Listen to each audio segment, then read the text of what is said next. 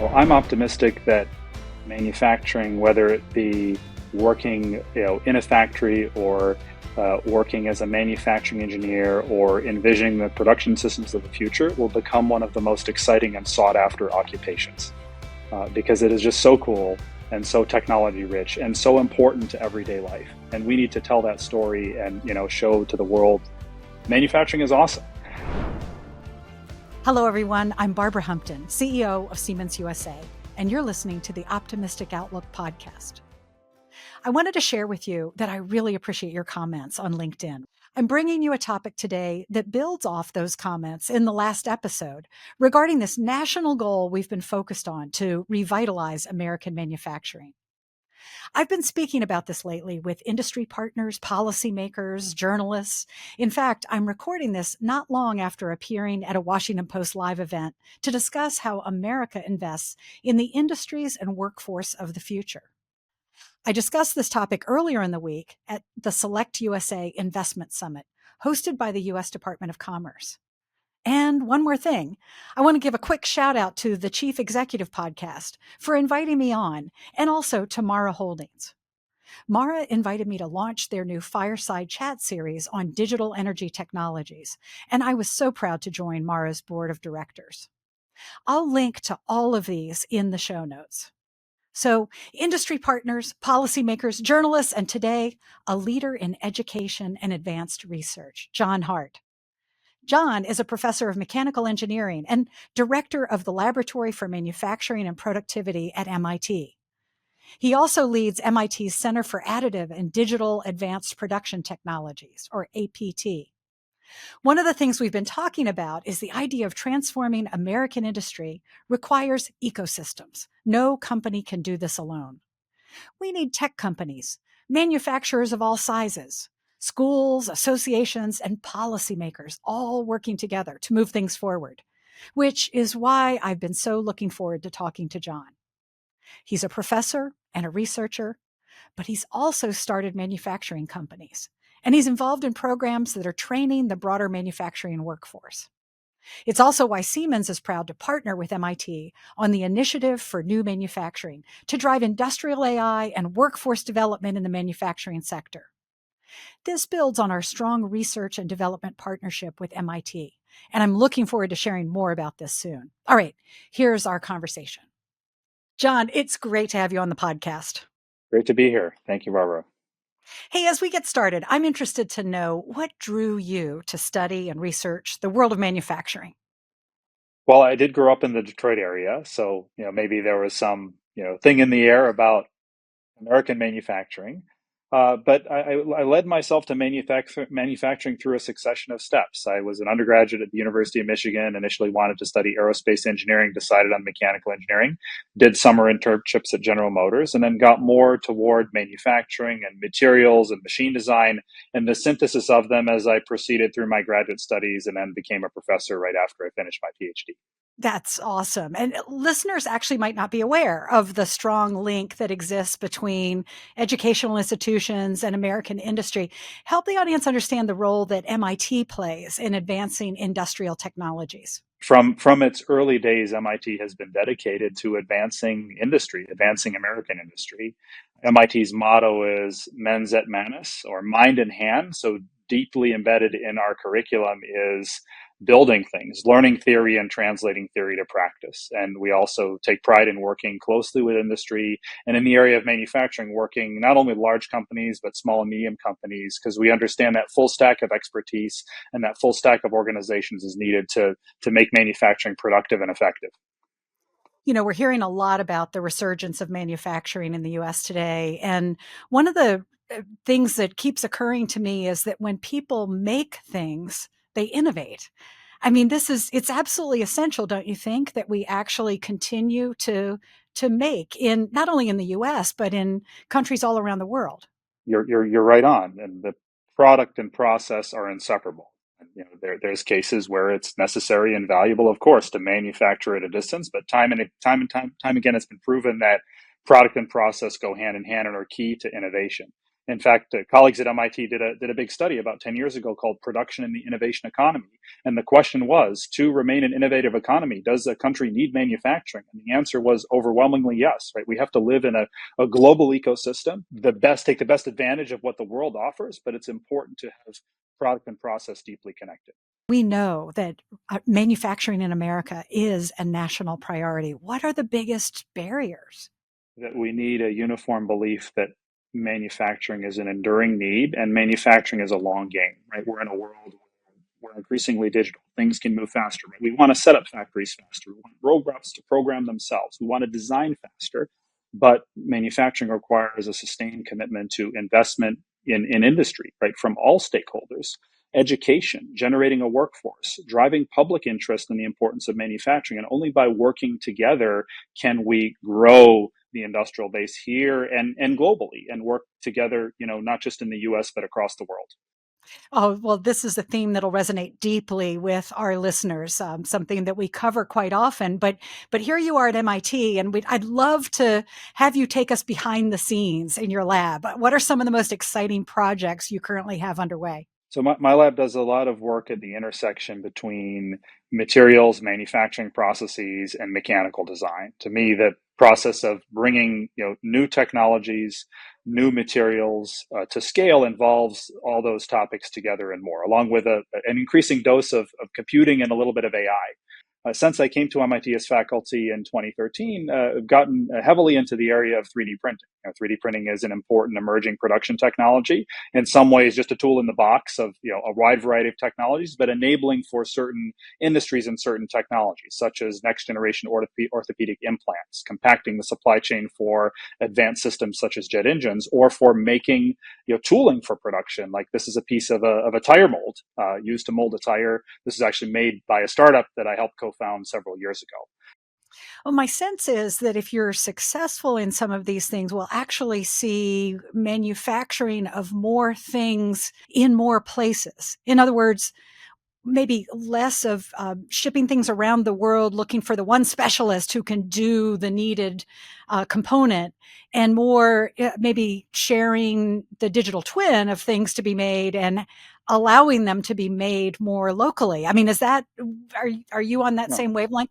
For sure, I think the ultimate answer, it depends on the context, right? The product, the industry, the value delivered, the process content. But for sure, a key paradigm of manufacturing forward is flexibility, right? With automation, with emerging technology combined with human factors and the sort of organizational piece, manufacturing can become more flexible. And to me, flexibility means, right, production can be shifted from one part to another, or the location of production can move. In particular, because our ability to transfer and encode the information, right? It's not just the design, but it's the instructions of how to produce something. And I think that, to me, defines a really exciting, right, research and technology agenda over quite a period of time going forward. Yeah, I'm looking forward to seeing all of that. I've been learning myself about, the old fashioned bill of materials all gathered into our digital tools, but now the bill of process. And Yeah. so the idea that we can actually ship those instructions for someone else to actually make. I'm also fascinated about the work you're doing with different materials. And this would actually indicate there's an ecosystem at work. I know you are passionate about ecosystem development. And I really want to just pause for a minute and think about, what could you never have learned about manufacturing without this research in your lab? And what could you never have learned without actually starting some companies and going firsthand into the business? I think those go hand in hand, right? Just like product and process, in my view, research and the industry context, as well as the entrepreneurial context, are ideally merged, right? From working with industry, from visiting factories, from talking to leaders and experts, you get a sense of where the problems are. What should we at MIT and other universities be doing in our research as a vehicle for education? If I go to students in the lab, right, they're the best at the ideation, the creative side, and if you can align the creative idea with the opportunity, you're more likely to not just get a degree and do good research and publish papers, but hopefully have an idea that can make impact, or just add to the knowledge commons out there that brings technology ahead. There are a lot of questions about who pays for what. Some real questions about whether we can afford investments that government has been making. And I'm kind of curious where your funding comes from. Well, my lab's funding is a mix of various sources. We have federal funding from federal agencies, National Science Foundation, the DoD, Department of Energy, and we have industry funding as well from companies that we work on specific projects. And we occasionally have philanthropic funding, gifts from foundations or individuals who are interested in furthering our research. And to me, it's a combination of all of them that makes the work we do possible, as well as contributions that MIT makes to our infrastructure, to our facilities, to the education of our students. And without that, we wouldn't be able to do what we're doing. Yeah, at Siemens, we're spending something like 8% of revenue on research and development. It's an important figure because we are at a time when the business community knows it needs to step up and be doing more. And you mentioned earlier in our conversation the power of the small and medium enterprises. I'm kind of curious about the kind of small and medium enterprises you see now and ways they're embracing the technologies that we know can be so transformative. Have studied in detail, right, the barriers to technology adoption in small and medium enterprises, right? Financial, organizational, talent, job quality, the combination of those. So there's definitely something around, I think better aligning those incentives or those pressures. Second, I would venture it's about making the technology accessible, right? Through ease of programming, ease of deployment. And third, by partnership between large companies and small companies, because especially say in the defense industrial base, a lot of the small and medium businesses are serving large customers. And my colleague's research shows that a large number of small and medium businesses in the U.S. who adopt, say, a robot to tend a machine did that because they had a defense contract, because they had a financial instrument and a guarantee of business that allowed them to take that risk.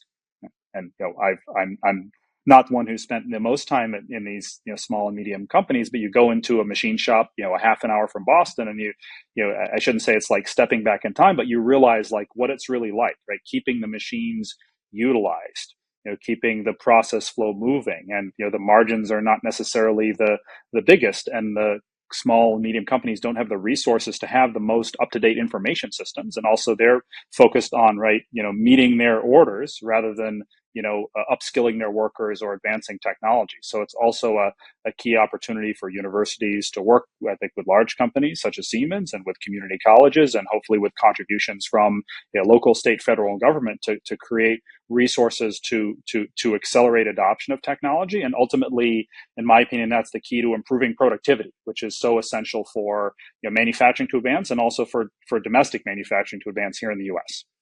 Now, Siemens and MIT recently collaborated on a report, and we'll link to it in the show notes. It captures the opportunity for American industry to leverage technologies like automation, AI, digital twins, 3D printing, all my favorite stuff. And I really want to get your view on automation specifically. We are so proud at Siemens to be the world's largest automation provider. We've been focused on this for decades, but what are you seeing right now, John, with automation?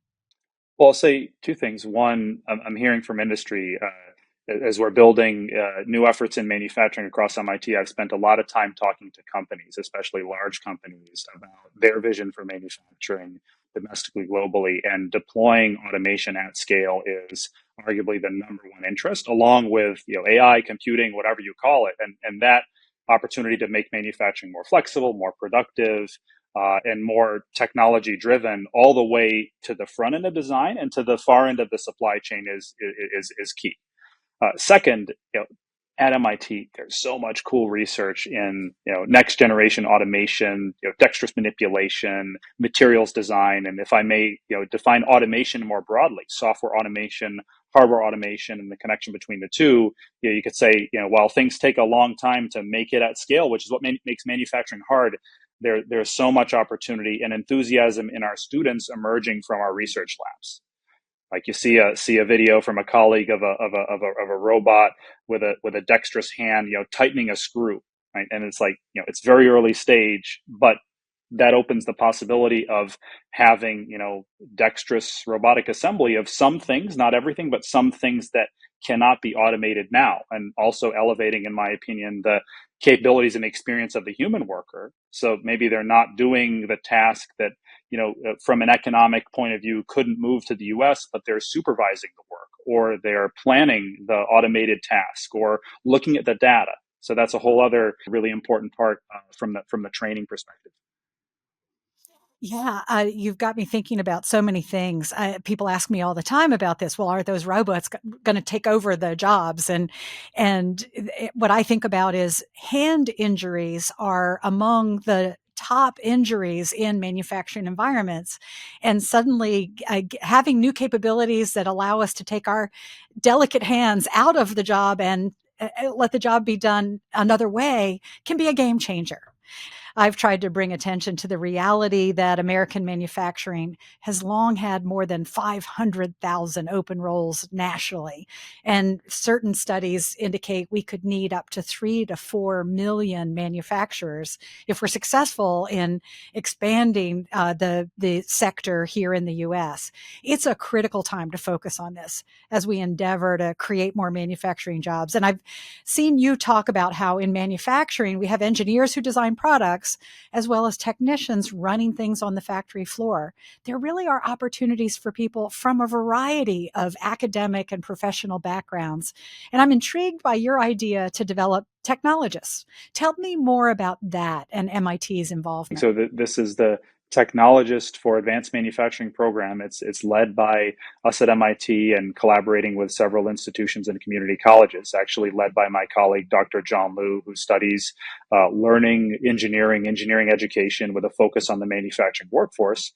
And the idea of the Technologist, it's a curriculum for shop floor leaders that combines core principles of manufacturing, people, process, quality systems with what we call spokes of knowledge in specific domains. Could be machining, could be photonics, could be, digital manufacturing.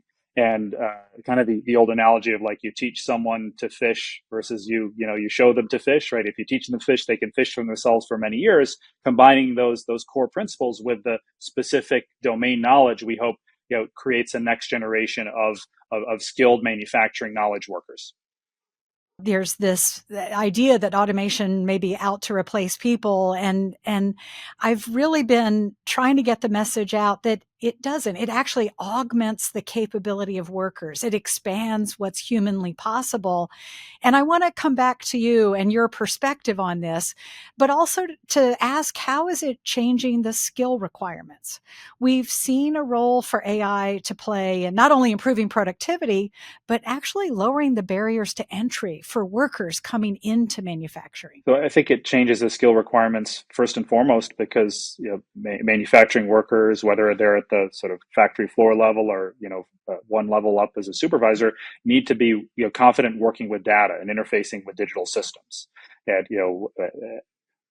the human race is more confident working with data because we're, looking at our phones all day and interacting, on our laptops. And that also provides an opportunity for these skills to be brought into the manufacturing enterprise. I've been in a situation where, a company is saying our best operators of, next generation 3D printers are individuals who are experienced with machining, so comparable conventional technology, and great gamers, because I love it. watching the software and looking for defects, being able to spot things, at high speed, kind of the visual mental coordination is key. Automation is coming, right? We can shape automation to improve productivity, to have, sort of positive human interfaces and so on. But automation is coming, and it must come to build new manufacturing, next generation manufacturing. And we have choice over how it's deployed and, many other dimensions, but we need to get ahead of it in how we think about training next generation manufacturing workers and also training next generation